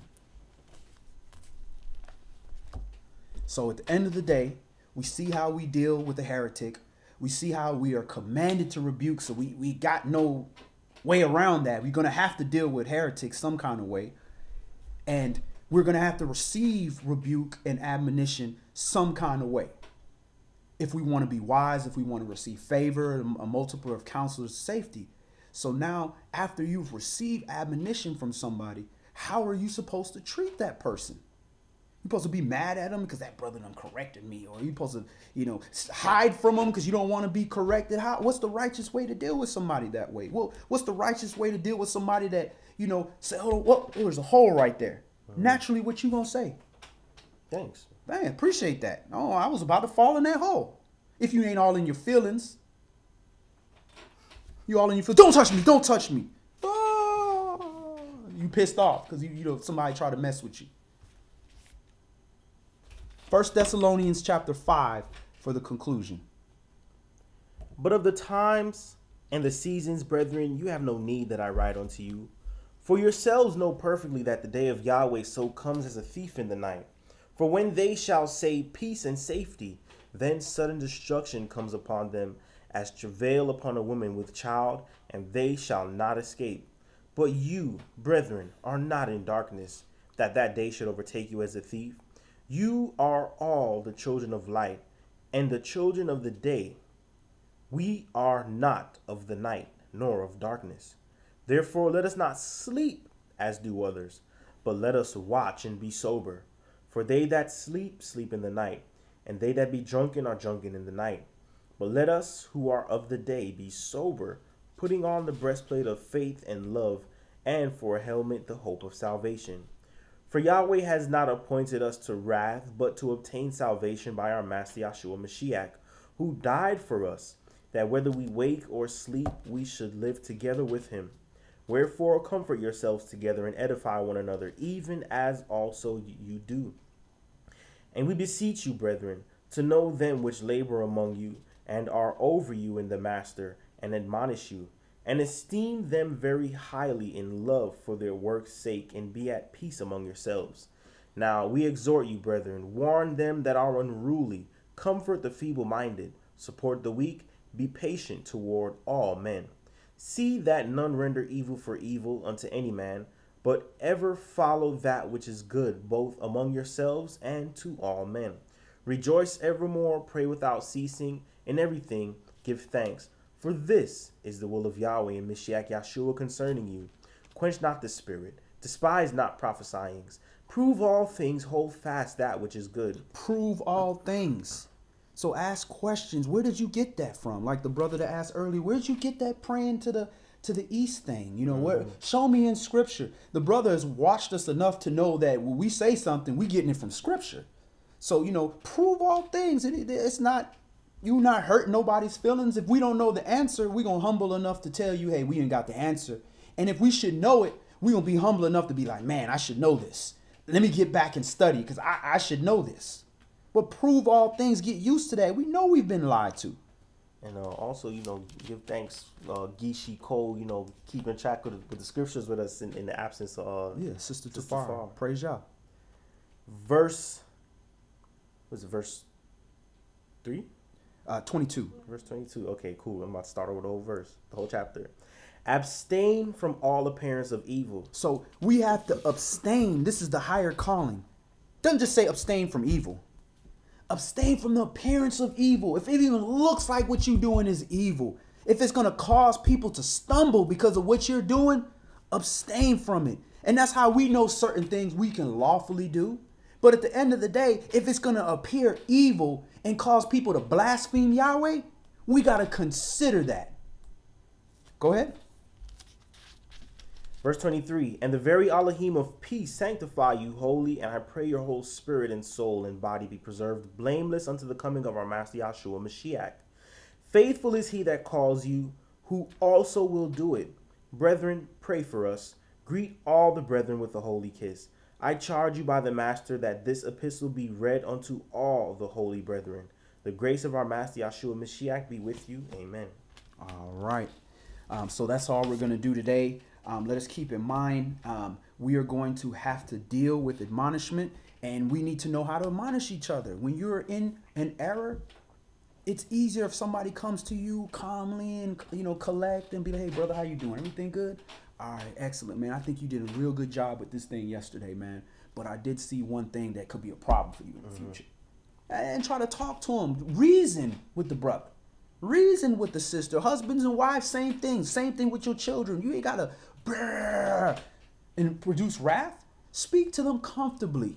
Talk to them. Try to help them. Give them the best opportunity to receive the admonishment. Now, if they prove themselves a heretic, then you say what you got to say and back off. If that's your children, you whoop they behind. Because we're not supposed to spare the rod. That's your child. But when you're talking to a grown man, you ain't whooping that grown man. That's not your responsibility. That's judgment at that time. You know, the interesting thing, since coming into the truth and reading this word in its totality, is like, you know, y'all wants us on one side of the thing, y'all wants us to cultivate a gentle heart, an understanding heart, know what kindness is, know what generosity is, and then at the same moment, he wants us to understand when it's time to, you know, rule get down sternly and stuff. Because at the same time, he told Yashua, you know, love me and, you know, don't forsake mercy. And he's like, yo, kill all these people that live in this land. Right. And don't let anything survive. So I understand that we don't necessarily have to see everything as separate. Like, you're either going to be nice or you're going to be bad.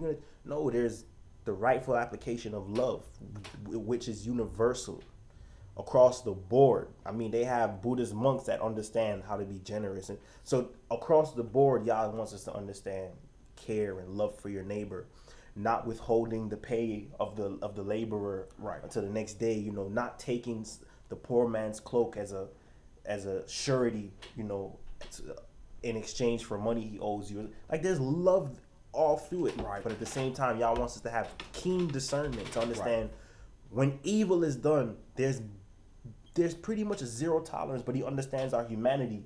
Like, I want to give these people this much room to learn right from wrong. Right. They have this much space to learn. There's you doing wrong, and then there's the judgment, and there's this in-between point where grace and mercy. The grace and mercy allow, hey, speak to this man. Somebody speak to him in any wise. Let them know that what they're doing is wrong, because on the other end there's death. Right. You understand? So, like, I think there's a healthy and there's a righteous understanding of care and judgment, and I think it's good if we focus on that through the rest of our lives. That, you know, being nice and everything isn't necessarily separated from judgment. Right. Like, that's what the fullness of humanity is. Like, it's not a separate entity. They go together. The righteousness and judgment are one. Right. So. Right. And what's crazy about that, just in your one statement right there, I just got cut another layer to something that happened to me about a week ago. I told you about it. Mm-hmm. The little flag football game. And, you know, I didn't like the way the captain of the team, who was also my younger brother, my baby brother's boss, you know, he was trying to single my brother out and was being a little aggressive with him. So I took offense to that, you know, and I stepped up to admonish him, but not according to these commandments, not this Hebrew understanding of admonishment. Yeah. I let that brother know, you know, look, it ain't going down like that, you know, and the brother was ready to fight. Yeah. And I admonished him again, like, bruh, you don't want none of that. You don't know the hours we put into what we do. You know what I'm saying? Yeah. So and I don't know the hours you put into what you do. But either way, I can look at you and tell you ain't putting in anything. Just by your shape and how you walk and how you move on the field, you ain't putting in no work.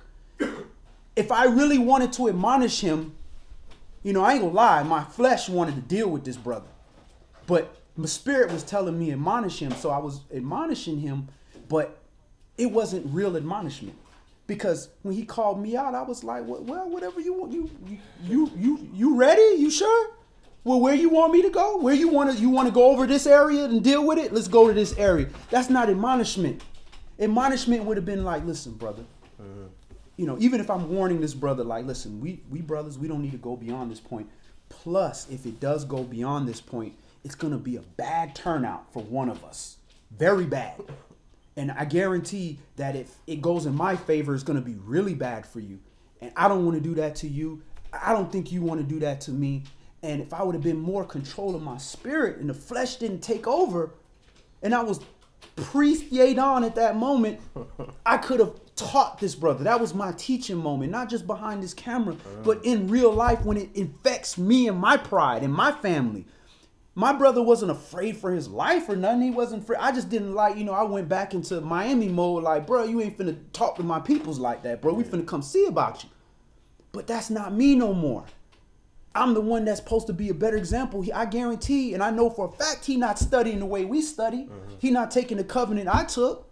He not around the wise and humble people I'm around. So that was my moment to step up and take my teaching to another level. But I didn't admonish. I admonished according to the streets, how the street admonished me. Hey, bro, you don't want none of this.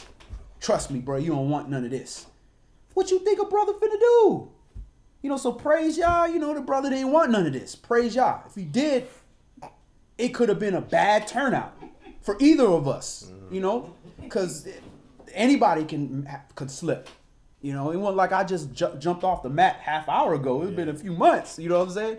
But the point is, I did not admonish according to these commandments of how we're supposed to admonish. So we have to understand that. And that's part of what Tafara was talking to me about as well, about how we admonish. It can be done in a certain way. It's a shame you missed this class because this is very popular to what we were talking about and precepting these things. So let us all keep that in mind. Let us be servants full time. We might not have those fringes on. I ain't have fringes on the football field, but I should have my mind. I shouldn't have to have fringes. My mind should always be on these commandments, not just when I'm not riled up, when somebody pushed my buttons. And it's no coincidence that this is a week after I said, I think I got my temper in check. Then all of a sudden this happened. The Most High say, no, you don't. That's when you thought you cleaned up and that little roach crawl out there. You go, oh, God, obviously I didn't clean up. So let us all learn for that. Let it be an example, because it could have been a bad example for the future saints to look and say, look, isn't this the guy from Israelite Gathering? It would have been a real bad example. With his mugshot on Channel 7. They take anything and try to blast Hebrew cult leader, Israelite high priest, cult leader. They're going to give you all kind of titles. Hate group. Broke several arms, fractured his skull. And then you have somebody, and it wasn't even there, that was playing on the way over there. I just seen this brother came out, he just started breaking bones. And I was like, but how? I heard a loud bang. Why would he do that? This savagery. I've never heard of this in this area. And I heard he's a priest. Oh yeah, you just heard that from the interviewer. And then who gonna get blamed? They don't give a damn about me. Yahweh finna get blamed. And Yahweh finna get blasphemed. And Yahweh told you how I feel about bloody people. He said, you in your heart, David, I know you want to do this, but you can't do it. You too bloody. I'm going to let your son do it. And we don't want to be, we part of the building, especially, holding true to my name. Yadon was the one that was helping building those walls. He a builder. He will judge. Yadon, he will judge. That should be done in righteousness. Hold true to your spirit when you take another name. Didn't say he will fight somebody if the time is right. Nah. So praise y'all for that lesson. Judge yourself, at least you be judged.